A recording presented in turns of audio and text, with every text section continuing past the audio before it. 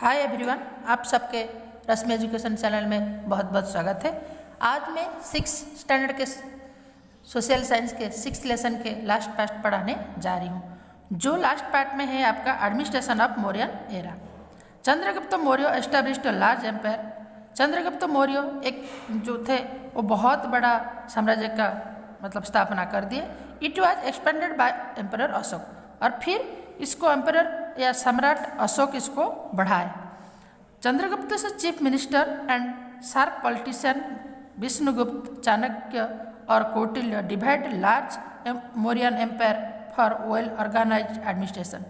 चंद्रगुप्त के जो chief minister थे या महामंत्री थे वो बहुत एक तीक्ष्ण या बहुत बुद्धिमान थे, जो विष्णुगुप्त, चाणक्य या कौटिल्य भी उनको बोला जाता था। वो मौर्यन एम्पायर को या मौर्यन साम्राज्य को अलग अलग भाग में बांटने के लिए परमिशन दिए थे या सलाह दिए थे या बांट दिए थे अच्छा शासन के लिए। During this time there were 3 section of the administration. उनके समय में 3 भाग था एडमिनिस्ट्रेशन, जो है शासन का, जो 3 हिस्सा अपने पास इसको 3 हिस्से में वो बांटे थे। एक था सेंट्रल, दूसरा था प्रोविंशियल और रीजनल। तो Mauryan administration of Mauryan age, ये जो यहाँ 3 भाग ऐसे करके बताया गया है या बताया है, तो ये 3 अलग अलग भाग में वो बांटे थे। कौन? कौटिल्य। तो पहले है a central administration system. Emperor was at the centre of the administration और गवर्नेंस। जो एम्परर थे, सम्राट थे, वो केंद्र थे अपने वहाँ तब की शासन की। He was head of administrative, military and judicial department of the emperor. वो पूरी साम्राज्य की या पूरी राज्यों की, राज्य तो नहीं कहला जाएगा क्योंकि बहुत छोटे बड़े राज्य इसमें शामिल था, इसलिए पूरी साम्राज्य की शासन और उसकी सैनिक और उसकी न्याय का जो विभाग था वो उनके अंडर में रहता था। His position was hereditary. उनके जो पोजीशन थी या पदवी जो था वो वंशगत के हिसाब से, वंश के हिसाब से उनको मिलती थी। Pataliputra and areas around it were under direct control of the emperor. और पाटलिपुत्र और उसके आसपास के जो एरिया था वो सम्राट के अंडर में था। He manage administration with the help of minister and higher officer. वो वहाँ के शासन कुछ मंत्री और कुछ ऑफिसर के द्वारा चलाते थे। Chanakya has told about 18 department out of which main department and their heads are follows. तो वो उनके हिसाब से 18 भाग को या 18 अलग अलग भाग वो बनाए थे, लेकिन उनमें से नीचे में यहाँ बॉक्स में बताया गया जो डिपार्टमेंट है वो मेन है। फर्स्ट है डिपार्टमेंट और उसके हेड।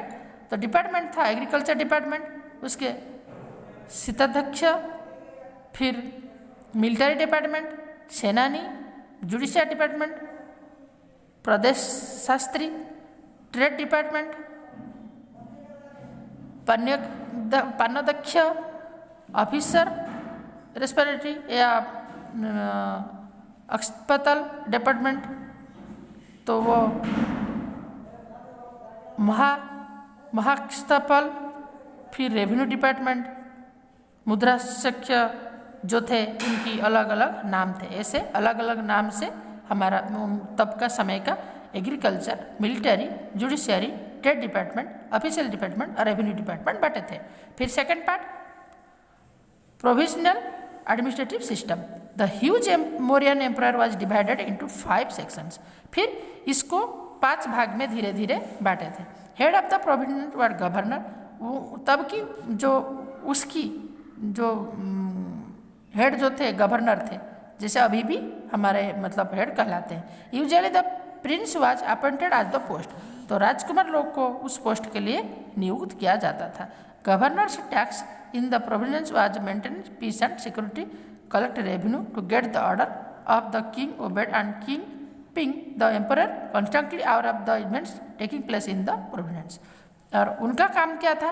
वो राज्य में अच्छे से शांति श्रृंखला बजाय रखना, कर अदा करना, राजा के ऑर्डर के या आदेश के अनुसार ही सारे काम वो करते थे। फिर आए सी regional administration. For the sake of administrative case any provision was divided into district, local, storage, taluka. तब भी मतलब डिस्ट्रिक्ट और ऐसे जिला, तालुका ये सब तब भी बांटा गया था। डिस्ट्रिक्ट ऑफिसर या Rajuka work at the district level while officer of providence were collect provincial गोप। तब उनको जो ओरिजिनल ऑफिसर जो थे उनको गोप बोला जाता था।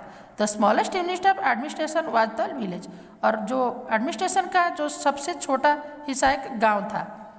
It's head was called Gramani. इसकी जो हेड थे, एक गांव की पहले हेड बनाए गए थे तो जिनको ग्राममणि बोला जाता था। Gramani used to run the administration of the village.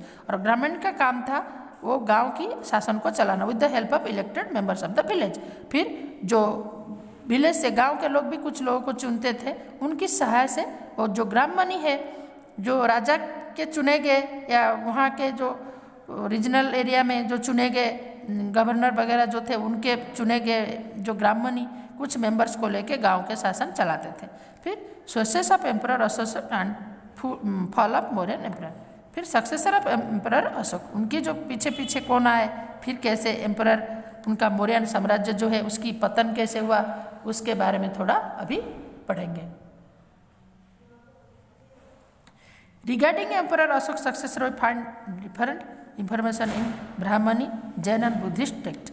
जो अशोक के सक्सेसर के बारे में हम अलग अलग ब्राह्मणी से, जैन से, बुद्धिस्ट से अलग अलग ऐसे अलग अलग सूचना हमें मिलती है। According to the information given Puranas, total 9 to 10 kings of Mauryan dynasty ruled for 137 years.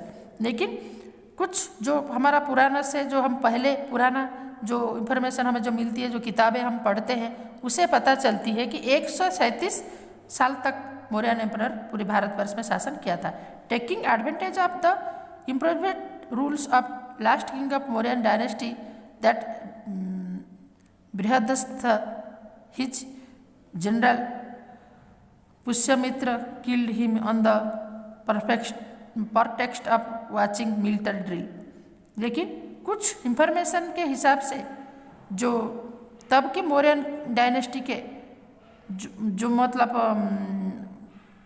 बृहदर था जो था वो उनको पुष्यमित्र जो है वो मार दिए थे। 10 इन द 8